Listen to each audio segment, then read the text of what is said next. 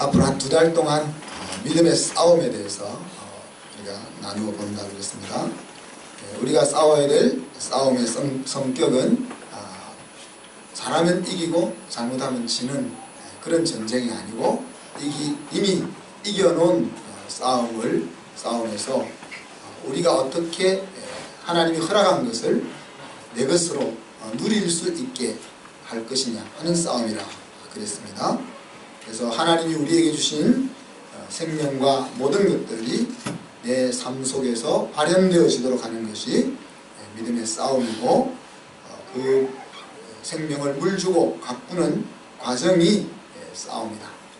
그래서 내가 어떻게 수고했냐, 얼마나 수고를 쏟았느냐 하는 것에 따라서 그 거두는 것이 좌우되는 종류의 싸움이라 그렇게 이야기했습니다. 우리에게는 항상 원수가 따라다니죠. 그 원수가 누굽니까? 집안에 있는 원수 말고 하나님을 대적하려고 하는 원수가 있습니다. 그리고 그 원수는 하나님을 대적할 수 없기 때문에 하나님이 가장 아끼고 귀하게 존귀하게 생각하는 하나님의 자녀들을 걸고 넘어지게 되는 원수죠. 그래서 오늘 에베소 11장 6장 11장에 보면 마귀의 괴계라 그렇게 표현했습니다. 그래서 우리에게 일어나는, 우리를 힘들게 만들고 우리를 넘어뜨리게 하려고 하는 여러 가지 일들이 결국은 내가 하는 거지만은, 또 우리 집사람이 하는 거지만은, 또 우리 아이들이 하는 거지만은, 내 이웃이 하는 거지만은, 그 뒤에는 우리를 힘들게 하려고 하는 마귀의 괴계가 있다 하는 것을 인식하자 그랬습니다. 그리고 16절에 보면은 특별히 이제 불화살들을 쏘아 우리를 힘들게 만든다 그랬는데, 그것을 대적하는 방법이 있다 그랬죠. 그래서 믿음의 방패라 그렇게 이야기했습니다. 불화살은 눈에 보이는 것들로 우리의 마음을 흔들어 놓는 것들입니다. 하나님의 생명을 통하여 우리에게 이루어 놓으신 것들을 내 심령으로 확인하고 내 것으로 가지지 못하도록 눈에 보이는 것으로 계속 흔들어 놓는 역할을 하는 것들이 불화살이었습니다. 그래서 때로는 우리 자녀가 엄마 아빠에게 불화살 노릇을 하기도 하고, 또 엄마 아빠가 또 자녀들에게 불화살 노릇을 하기도 하죠. 근데 그 불화살을 대체하는 방법은 믿음의 방패를 드는 거다 그랬습니다. 그래서 사실이 아는 것에 의해서 우리의 마음이 녹아내리면 안 된다. 그래서 오늘 우리가 처음 다루고 싶은 것은 상한 심령입니다. 심령에 상처를 입었다는 것이죠. 상처를 입는다는 것은 사실에 관련되어 있기는 하지만 사실보다는 마음의 부분에 손상을 입은 겁니다. 감정의 부분에 손상을 입은 겁니다. 그렇기 때문에 사실을 따져서 해결될 부분이 아닌 거죠. 옳고 그름을 따진다고 해서 마음에 입혀진 상처가 치유되는 것이 아니라는 거죠. 그래서 마음이 만져질 때 그 상한 심령이 나음을 얻을 수 있다는 것입니다. 왜 꼭 치유를 받아야 되는가? 왜 우리의 상한 심령이 치유를 받아야 하느냐? 그럼 심령이 꼬이게 되면 어떻게 됩니까? 심령이 상하게 되면 꼬이잖아요. 우리의 심령이 상하게 되면 마음이 꼬이고, 꼬인 대로 생각하고 행동이 나오게 되어 있습니다. 먼저는 마음이 상하면 내가 힘들죠. 누구로 의해서 마음이 상하기도 하지만 어떤 경우는 나 때문에 마음이 상하기도 합니다. 나 때문에 마음이 상하기도 하고, 또는 하나님 때문에 마음이 상하기도 하고, 사랑 때문에 마음이 상하기도 하고. 마음이 상하게 되는 통로는 여러 통로가 있지만은 첫째는 내가 힘들다는 이야기죠. 사실이 아닌 것 때문에 내가 힘들어진다는 이야기입니다. 그리고 나만 힘들고 끝나는 것이 아니고, 내가 힘들어지면 반드시 나와 가까운 사람에게로 그 힘듦이 전달되어지는 거죠. 그래서 주로 상처를 주고받는 사람들은 가까운 사람들입니다. 어떤 경우는 심령이 상하면은 화가 일어나는 경우도 있죠. 분노가 일어나는 경우도 있습니다. 그래서 또 다른 상함을 만들어내죠. 내가 누구로 의해서 내 심령이 상해졌는데, 내 상해진 그 심령 때문에 또 다른 사람에게 다른 사람을 상하게 하는 일들이 계속 꼬리에 꼬리를 물듯이 이어서 간다 하는 거예요. 그래서 역사가 지속되면 지속되어질수록 세상은 점점 더 힘들어지고 있다는 이야기입니다. 우리 자신을 한번 돌아보십시다. 자녀와의 관계 속에서 내가 자녀에게 준 상처는 없는가? 혹은 부모가 상처를 안 줬어도 상처를 받을 수 있다 그랬죠. 아까 얘기했지만 우리 자녀들은 어떤 상처를 받았을까? 그리고 자녀로부터 부모가 또 받는 상처도 있습니다. 자녀가 부모에게 대쏘지는 않을지라도 강한 소리로 힘을 가지고 부모에게 대받아 치지는 않더라도 자녀가 하는 모습 때문에 받은 상처들이 엄청 큽니다. 우리 엄마 아빠들 말이죠. 우리 아이들은 전혀 부모에게 상처를 주지 않았지만은 아이들의 살아가는 모습 때문에 받은 상처들이 우리가 다 가지고 있습니다. 그죠? 부부 관계 속에서도 상처가 있죠. 사랑이라는 이름하에 상처가 오고 갑니다. 그래서 어떻게 보면은 아까 제가 서두에 이런 이야기 드린 것처럼 가깝고 사랑하는 사람에 의해서 상처가 만들어집니다. 물론 그렇지 않는 외부의 공격에 의해서 우리의 심령 속에 큰 상처가 임하기도 하지만 대부분의 경우는 가까운 사람들 사이에 상처가 오고 간다 하는 이야기입니다. 우리의 마음은 생명의 근원이라 그랬습니다. 그래서 그 마음 속에 하나님의 생명이 임하면은 새로운 심령이 싹트기 시작하지, 그죠? 그런데 그 새로운 심령이 싹트는 것을 방해하는 장애물이 뭐예요? 상한 심령인 거죠. 그래서 제가 목회를 하면서 복음이 과연 이 상한 심령을 치유할 수 있겠는가 고민을 많이 했습니다. 저를 위시해서 대부분의 사람이 그 상한 심령을 가지고 있는데 복음이 그 상한 심령을 치유하지 못한다면은 계속해서 우리는 그 상한 심령을 가지고 힘들게 살게 되고 또 다른 사람을 힘들게 한다는 이야기죠. 그래서 우리가 국제학교에서도 제가 계속 신경을 쓰는 것이 이 아이들의 심령 속에 회복하기 힘든 그 마음의 상함을 어떻게 하면은 일어나지 않게 할 수 있을까? 그리고 그런 마음의 상함이 일어났을지라도 그것을 어떻게 회복시켜서 어른이 되을 때 건강한 모습으로 이렇게 꼬여져 있는 상태가 아니고 있는 사실을 그대로 받을 수 있는 상태로까지 만들어서 세상으로 내보낼 수 있을까 하는 것들을 고민하는 것입니다.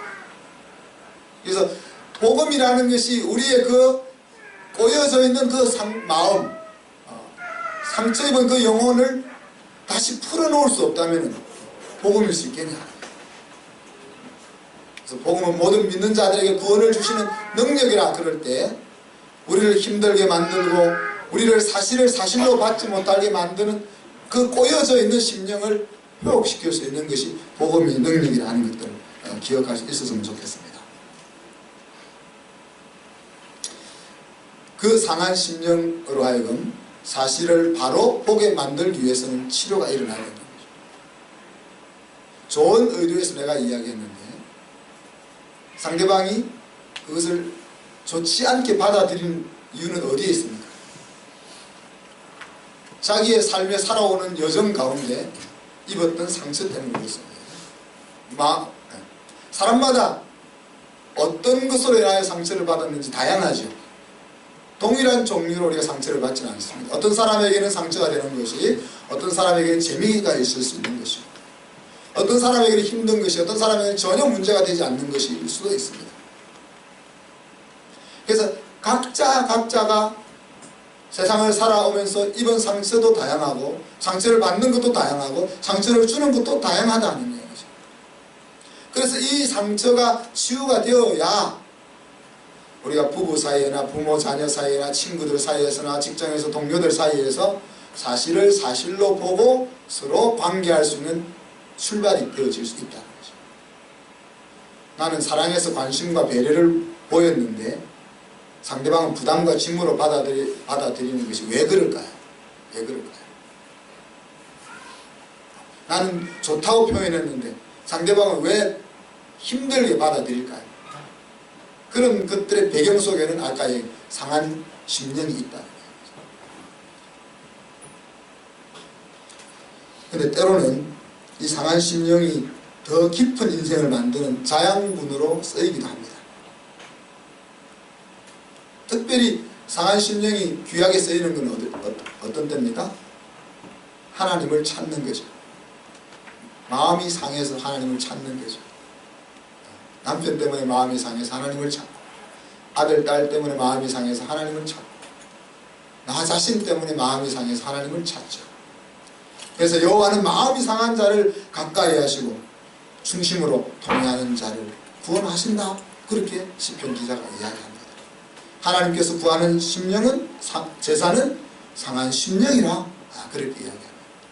그래서 우리의 마음이 상한 것은 우리의 삶을 건강하지 못하게 반응하게 만드는 것은 분명한데, 그럼에도 불구하고 하나님은 그 상처, 상한 심령까지도 사용하신다는 거예요. 우리의 인생의 승리와 행복을 위해서 사용하신다는 거예요. 이것이 신앙의 신비라고 저는 생각됩니다. 하나님이 저주하는 속에 축복이 있고, 상처로 내가 힘든데 그 상처가 나의 더 멋있는 삶의 재료가 되고, 약한 것이 나로 더 강하게 만들고, 죄가 깊은 곳에 은혜가 더 깊은 이런 신앙의 신비들이 우리에게 있다 하는 이야기입니다. 하나님의 사랑을 입은 자녀들에게는 모든 것이 합력하여 선을 이루는 그 원리가 신앙의 신비라 하는 이야기죠. 그렇지만 상처가 이렇게 유용하게 쓰일 수도 있지만은, 그러나 이 상처는 우리가 반드시 넘어서야 될 부분입니다. 이것이 상처가 더 깊은 삶의 재료가 된다고 해서 그 상처를 가지고 있어야 되는 것은 아니라는 거예요. 상처에 갇혀 있는 것이 우리 하나님의 의도가 아니라는 겁니다. 앞에서 언급한 것처럼 복음은 상처에 대해서도 구원하는 능력이다. 내가 이 세상을 살며 어떤 상처를 입었든지 복음을 만났다는 것은 그 상처를 뛰어넘을 수 있는 출발을 했다는 이야기입니다. 상처를 넘어서지 못하면은 우리는 앞에서 말한 것처럼 상처를 만드는 사람의 자리에 서게 됩니다. 왜 우리가 사랑하는 사람에게 상처를 주어야만 합니까? 그렇지 않습니까? 내가 귀하게 생각하는 사람의 마음을 힘들게 해야만 합니까? 가능하면 우리는 그 상처를 주지 않고 건강하게 자랄 수 있도록 이끌어 가야 하는 것이죠. 상처가 어떻게 찾아옵니까? 사울왕의 경우를 보면은 다윗에게 백성들의 마음이 뺏겼다는 느낌을 받게 될 때 이 마음의 상처를 받았습니다. 나라의 왕이면은 모든 것을 자기 마음대로 할 수 있는 사람이잖아요. 그 당시는 온 나라를 자기 마음대로 좌지우지할 수 있는 그 사람이 상처를 입는다는 것이 이해가 됩니까, 여러분? 우리는 힘이 있는 자는 상처를 받지 않고 힘이 없는 자가 상처를 입는다 생각하지만은 사실 힘없는 자가 주는 상처도 대단합니다. 제가 가끔 이야기하지만 착한 사람이 골 때리게 하는 거 굉장히 많습니다. 자기는 착한데 착한 사람과 같이 사는 사람은 힘든 거예요. 그래서 하나님이 누구를 더 칭찬하실지는 모릅니다. 착한 사람하고 같이 살며 힘든 사람을 하나님이 더 위로하실지. 그래서 자기 온 세상을 좌지우지할 수 있는 힘을 가진 사람도 그의 힘이 사실 건강한 데서 나오지 않았기 때문에 상처를 입은 거죠. 자기의 신하가 백성들로부터 칭송을 받으면 왕으로서 기뻐해야 될 거 아닙니까? 그죠? 찌질이들만 자기 신하로 데리고 있으면 또 그것 때문에 마음이 상할 거 아니에요. 내가 거느리고 있는 장군들은 왜 하나같이 저 모양이냐 이렇게 해서 또 상할 거 아니에요. 그러면 내 밑에 있는 장군들이 나보다 더 훌륭하다 하는 소리를 들으면은 그것이 마음이 즐거워지고 기뻐져야 되는데, 그럴 수 없는 것은 사울의 마음속에 무엇 때문에는 모르지만 상처가 있기 때문에 이런 거죠. 그래서 아까 제가 설명한 것처럼 사울의 마음이 꼬여있지 않았더라면 자기 사위이며 나라를 이끌고 갈 지도자가 백성으로부터 칭송받는 것을 박수를 쳐야 되는 거죠. 왜? 내가 그만큼 힘이 덜 드는 거 아니야. 내가 나라를 다스려야 되는데 내 밑에 있는 사람이 능력이 있으니까 내가 힘이 그만큼 덜 드는 거 아닙니까? 근데 마음이 꼬여있으면 저놈이 내 영광을 빼앗아가 이 생각을 가지게 되는 것이죠. 그래서 종종 보면은 이제 담임 목사님이 부목사님이 설교를 더 잘한다든지 또 이제 성도들로부터 더 인기를 얻게 되면은 마음이 상하는 거죠. 그래서 당신 이제 3년 됐으니까 그만 나가야 되겠다 이런 말을 하기도 하고. 근데 부목사가 담임 목사가 해야 될 일을 감당해 주지 못하면은 사실 힘든 거는 자기인데 꼬여있다는 것이 그렇게 힘들게 만든다는 거예요. 엘리야 같은 하나님의 선지자도 상처를 입었습니다. 뭐 때문에 상처 입었어요? 이세벨이라는 그 여자의 말 한마디, 내가 너 가만두나 보자 하는 그 말 한마디에 상처를 입었습니다. 그 말 때문에 상처 입은 것은 아니죠. 하나님 앞에 엘리야가 고백한 것이 뭡니까? 하나님, 이 땅에는 하나님을 의식하며 사는 사람이 나밖에 없습니다. 그 전까지만 해도 의기충천해서 850명의 바알 선지자와 아세라 선지자들을 다 물리친 그런 믿음의 사람이 그 여인의 한마디의 말로 인해서 마음이 힘들어진 거예요. 그 앞에는 온 백성이 다 하나님의 반대편에 서도 나 혼자 맞설 거야 해서 그렇게 싸웠었는데 일순간에 그 마음이 나밖에 없다 하는 생각이 밀려 들어올 때 마음이 힘들어졌다 하는 이야기입니다. 베드로는 자기의 못난 모습 때문에 상처를 받았습니다. 그죠? 나는 예수님이 모든 제자들이 우리 친구들이 다 예수님 버려도 난 절대 안 버릴 거예요. 그랬지만 3번이나 저주하며 부인했던 자기의 모습을 보면서 상처를 입은 거예요. 베드로는 상처를 입어서 어떻게 했어요? 그냥 고기 잡으러 갔어요. 고기 잡는 심령이 어땠을까? 정말 고기를 가고 싶어서 고기를 잡으러 가는 걸까? 또 회피하는 거죠.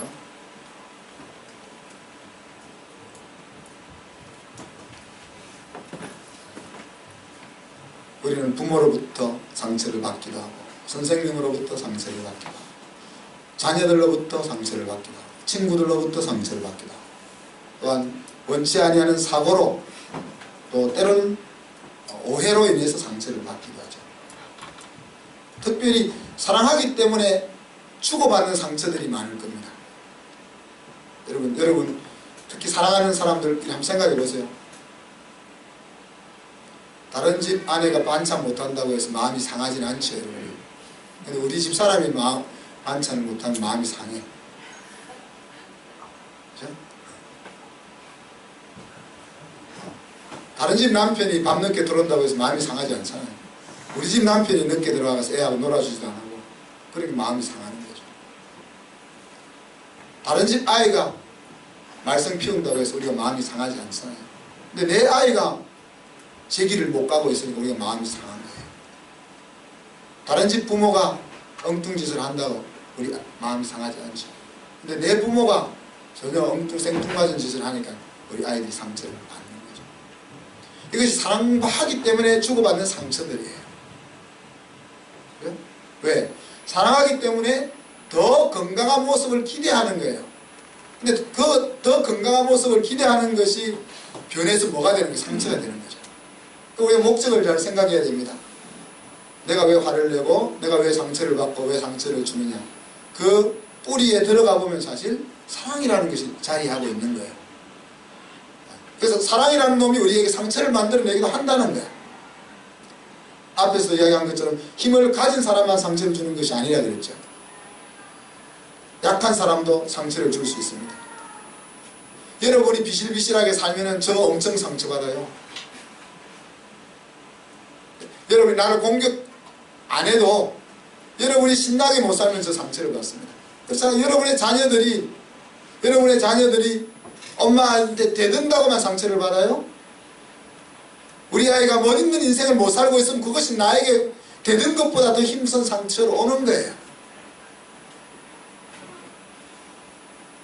여러 가지 상처에 대한 이유가 있지만은 가장 큰 이유는 버림받았다는 느낌입니다. 내가 사랑하는 사람으로부터 외면당했다, 버림받았다 하는 느낌이 내 심령으로 하여금 가장 힘든 자리까지 내려가게 만드는 거죠. 심지어 예수님도 심령이 괴로웠다 그랬습니다. 상처를 입었다는 거죠. 예수님은 자기 백성들로부터 상처를 입었습니다. 그래서 요한복음 1장에 보면 뭐라 했어요? 자기 땅에 오매 자기 백성이 영접지 아니하였으나 그랬습니다. 그 말을 요한의 입을 빌어 왜 굳이 쓰셨을까? 마음이 힘들었다는 이야기죠. 자기들을 위해서 왔는데 환영은 못해주더라도 그래도 아는 척이라도 해야 되지 않냐. 그런데 아는 척도 안 했다는 이야기죠. 우리가 예수님 제자들로부터도 상처를 받았습니다. 모든 제자들이 자기를 버리고 떠났습니다. 예수님은 하나님 아버지로부터도 상처를 받았습니다. 자기가 가장 힘든 시기에 엘리 엘리 라마 사박다니 하는 그 시기에 하나님의 외면을 직면할 수밖에 없었습니다. 그러나 우리 주님은 우리와 달리 그 상처에 삼키운 바 되지를 않았습니다. 하나님을 향한 견고한 신뢰 그리고 아버지에 대한 굳은 사랑, 그것이 그가 입었던 사랑에 삼키우지 않게 만들었던 거죠. 혹 부모는 너를 잊을지라도 나는 너를 잊지 않는다. 하나님께서 그렇게 말씀하십니다. 예수님께서 제자들에게 모든 인생을 쏟아 부으면서 하신 말씀이 뭡니까?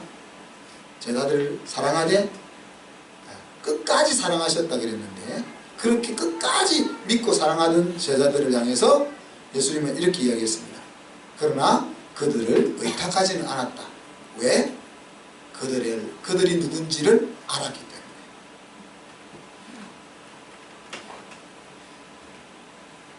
사람은 사랑하고 믿어주고 배려해줘야 될 존재지 의지할 존재가 아니라는 거예요.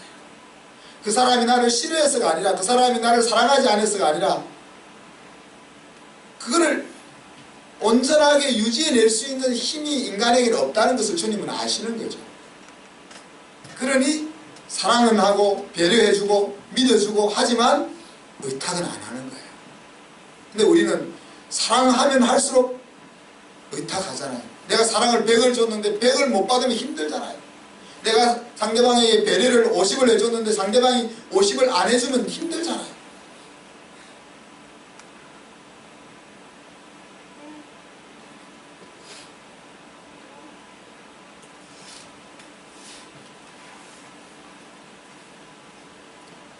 이 치유의 시작과 마침은 용서라고 할 수 있습니다. 예수님께서 오늘 읽었던 말씀을 보면은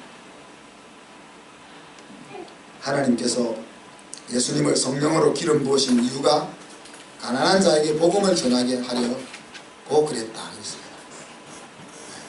그것이 이제 이 오늘 말씀의 그냥 전제고, 가난한 자에게 복음이 아까 모든 믿는 자에게 구원을 주시는 능력이 되는 그 복음이 전해지는 과정들을 쭉 여러 가지로 설명을 하면서 첫 번째 얘기했던 것이 상한 심령을 싸매어주고 그렇게 나왔습니다.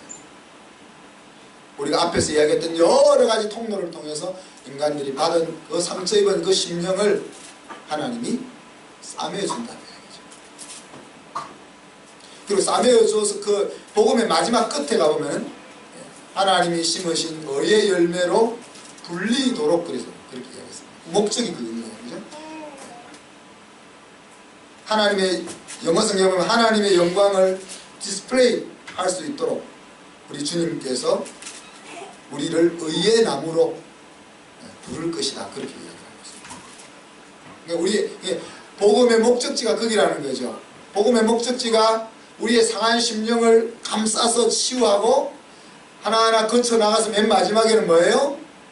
나의 모습이 영광스럽게, 나의 삶이 영광스러워져서 의의 열매처럼 영광스러워져서 하나님의 영광을 온 세상에 펼쳐낼 수 있는 자리까지 이르는 것이 복음의 목적이다. 그러니까 우리가 하나님의 생명을 받고 구원을 얻은 목적이 거기까지, 우리가 입었던 그 상처를 취함을 받는 데서 출발해서 하나님의 영광을 드러내는 그 자리까지가 하나님의 구원의 계획 속에 들어있는 거죠. 근데 우리가 상한 심령을 가지고 그렇게 힘들게 살아서 되겠냐 하는 이야기입니다.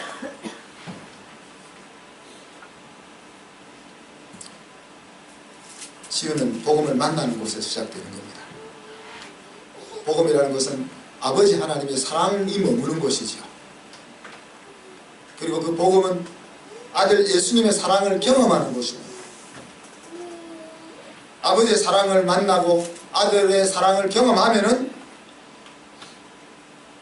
하나님이 보는 나를 볼 수 있는 거죠. 거기서부터 치유가 일어나는 것입니다. 그래서 내 심령을 상하게 한 그 사람에 대해 이해하게 되고 그 사람에 대해서 용서하는 자리까지 나아가게 되는 것입니다. 그래서 그 용서하는 자리까지 갔을 때 비로소 우리의 상한 심령이 온전히 치유되었다, 그렇게 표현할 수 있는 것입니다.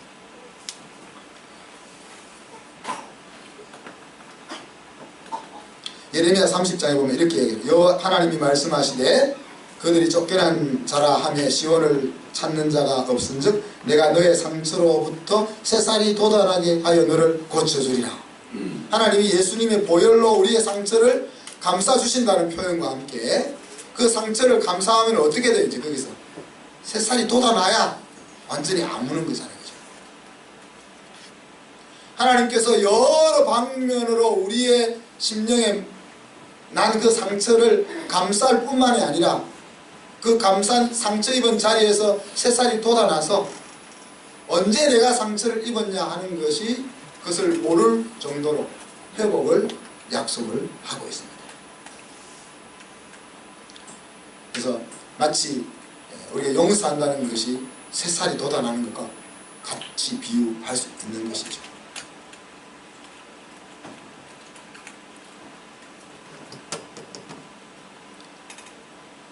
치유는 하나님에게서만 일어날 수 있는 겁니다. 사람을 바라보려고 하는 생각들을 버리십시오. 나를 힘들게 했던, 나의 심령을 상하게 했던 그곳에 가서 그것을 풀어서 해결하려고 하는 생각을 버리십시오. 거기서 치유가 일어나는 것이 아니고 하나님의 사랑과 하나님의 용서를 만나는 그 복음의 자리에서 치유가 일어나는 것입니다. 그리고 그 치유가 일어났느냐 나지 않았느냐를 확인하는 곳은 내가 또 상처 입은 영혼들을 용서하는 자리까지 나아갔느냐 하는 것에서 내 심령이 온전히 치유되었느냐 하는 것이 확인되어진다는 것입니다. 마음을 상하게 했던 것들에 대해서 생각이 일어나잖아요. 우리의 마음을 상하게 했던 것들이 계속 떠오르는 것이 믿음의 싸움으로 생각하면 무엇입니까? 보라살이 날아오는 것들입니다.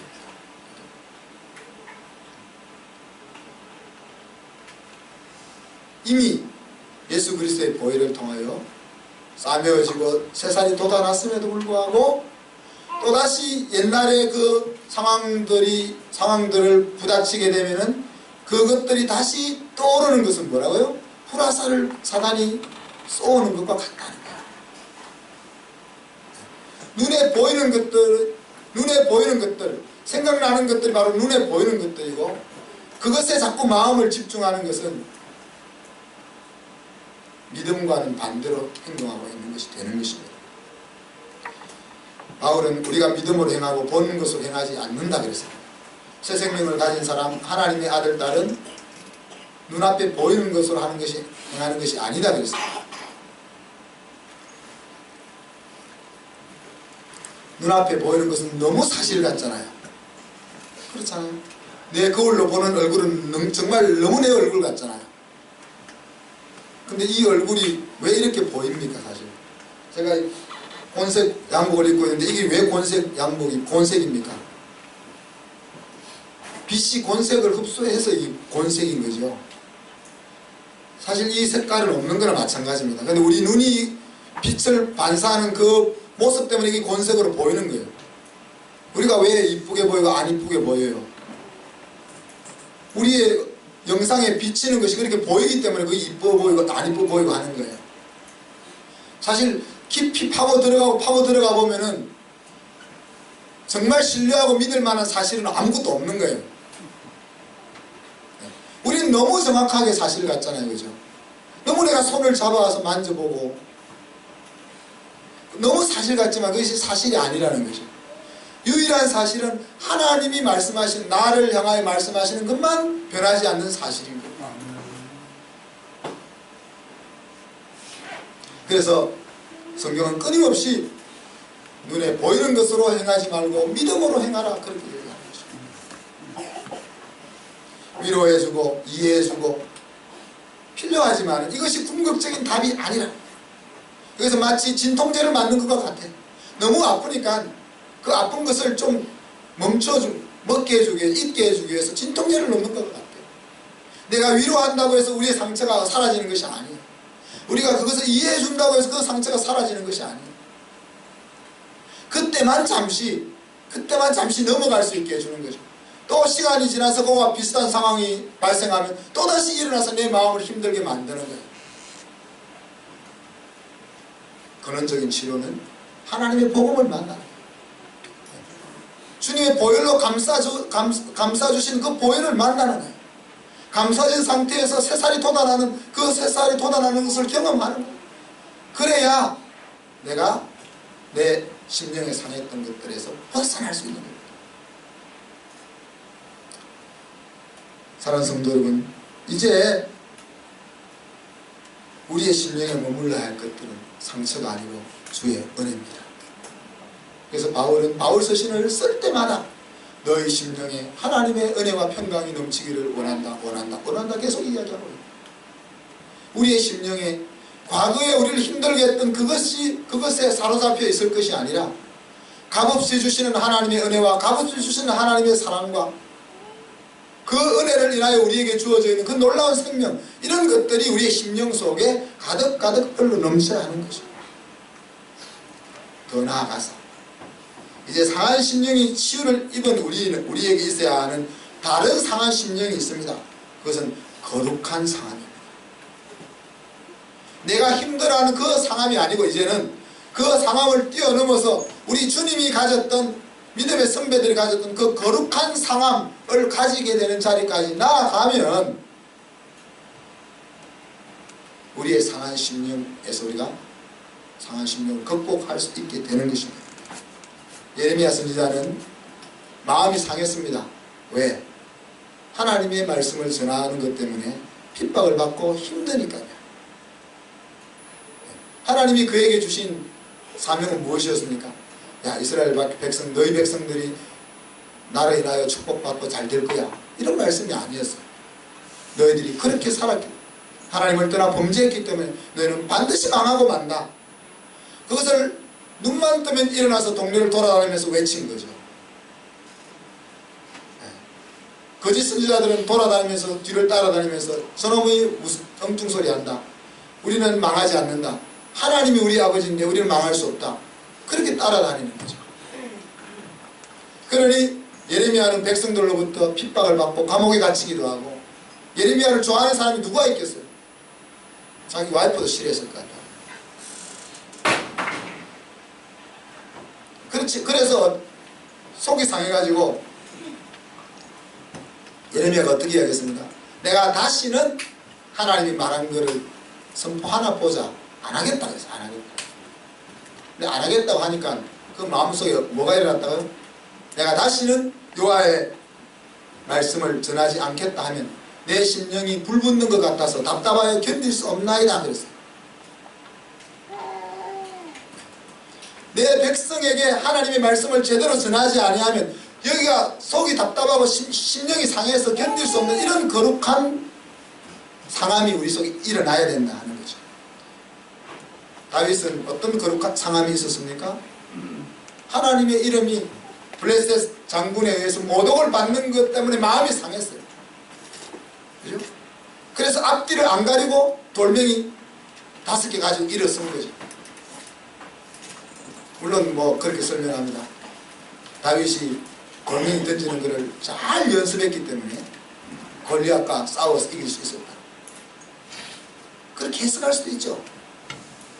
그래서 거기서는 돌멩이 던지는 것이 잘 연습됐느냐 연습됐는지가 문제가 아니에요.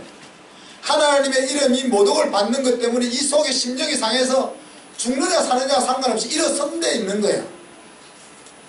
그런 것이 거룩한 상함이라는 거예요. 내가 이렇게 행동하면 어떻게 될까를 생각하는 거 아니에요. 왜? 우리 아버지의 이름이 땅에 떨어졌으니까. 이 아버지의 이름이 땅에 떨어진 것이 견딜 수 없는 거예요. 그래서 자기가 할 수 있는 것을 보니까 돌멩이 5개랑 돌판이었던 거지, 그것으로 계산을 해서 내가 잘하면 저놈을 맞춰서 쓰러뜨릴 수 있을 거야, 하나님이 도우시면 저 머리 정통을 맞춰서 죽일 수 있을 거야, 그 생각 때문에 일어선 게 아니라는 거예요. 아버지의 이름이 모독을 받는 것이 답답해서 일어선 그 아들을 하나님이 기쁘게 봐서 정통에 맞게 하나님이 도운 것이지, 다윗이 그것을 계산하고 일어선 것이 아니라는 이야기입니다. 예수님의 거룩한 상함은 뭡니까?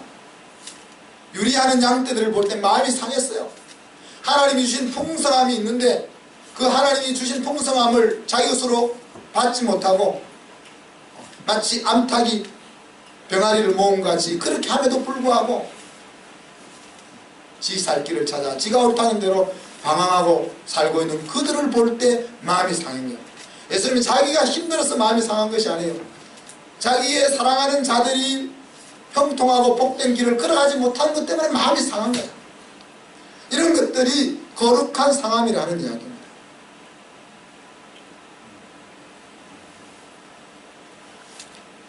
사랑하는 성도 여러분, 하나님의 복음은 우리의 상한 심령을 싸매고 그곳에 새살이 돋아나서 꼬이지 않고 사랑하는 사람들과 관계하며 하나님이 기뻐하는 삶을 살게 하기 위해서 주어진 것입니다. 그렇기 때문에 우리는 그 주님의 보혈 앞으로 나아가서 우리가 가지고 있었던 지금까지 경험했던 모든 종류의 상처의 싸매임을 받고 새살이 돋아나는 것을 경험해서 이제 우리의 살아가는 삶의 모습이 다른 사람을 힘들게 하거나 상처를 주는 것이 아니라 그 사람을 세우고 치료하고 안아주고, 그래서 복음의 최종 목적지 하나님의 영광스러움이 우리를 통해서 우리의 말과 우리의 행동을 통해서 세상에 이렇게 쫙 펼쳐지는 것이 우리가 가야 될 길이다. 그래서 앞으로 우리 성도들의 입에서 상처 입었다 이런 생각, 이런 소리가 안 나왔으면 좋겠고, 또 더 나아가서는 서로 꼬이지 않았으면 좋겠어요. 부부 사이에서, 자녀와 부모 사이에서, 직장 생활에서 꼬이지 않고 있는 모습, 말하면 말하는 그대로 받아줄 수 있는 그런 건강한 심령이 여러분의 그 되기를 주님의 이름으로 축복합니다. 기도하겠습니다. 하나님, 사랑과 은혜를 감사합니다. 우리가 세상을 살면서 얼마나 많은 것으로 인하여 우리 심령이 상했는지 모릅니다. 때로는 강한 것으로 인하여 상하기도 하고, 때로는 약한 것으로 인하여 상하기도 하고, 때로는 나 스스로 상하기도 하였습니다. 그러나 주의 복음은 모든 종류의 상처를 싸매어주며 새살이 돋아나게 하는 능력이 된다 하셨습니다. 주님, 우리 성도들의 심령이 오늘 주님의 보혈을 통하여 온전하게 회복되어지게 하여 주옵소서. 그리하여 더 이상 상처를 주고받는 자리가 아니라 나에게 와서 모든 상처가 머물고 회복될 수 있는 그런 저희들이 되게 하여 주시옵소서. 감사드리며 예수 그리스도 이름으로 기도하옵나이다. 아멘.